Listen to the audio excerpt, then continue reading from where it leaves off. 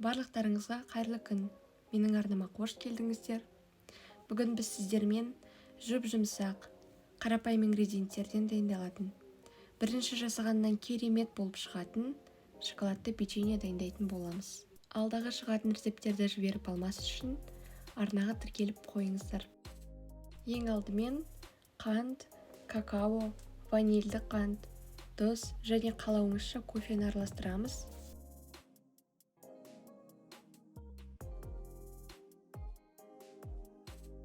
Құрғақ ингредиенттерімізге сұйық майды қосып, осылай миксермен араластырып жібереміз.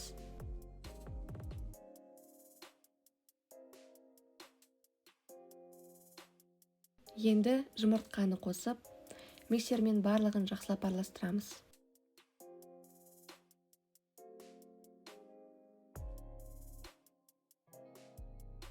Қопсытқыш қосамыз және ұнды міндетті түрде елеуіштен өткізіп қосыңыздар.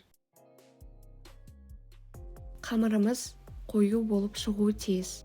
Дайын болған қамырымызды тамақ пленкасымен жауып, тоңазытқышқа 2 сағатқа немесе асығып тұрсаңыздар, мұздатқышқа 1 сағатқа қоямыз.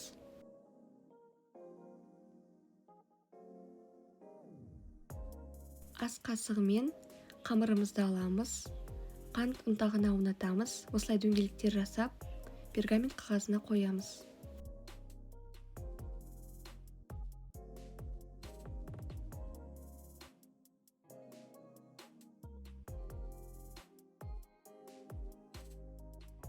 «180 градусқа қыздырылған пешке 8-12 минут аралығында пісіріп шығамыз.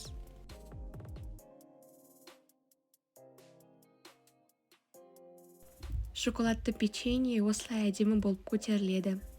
Өте дәмді болып шығады. Міндетті түрде осы рецептпен дайындап көріңіздер. Сіздерге ұнайтынына сенімдімін. Осы видеоға лайк басып, пікір қалдырып кетуді ұмытпаңыздар.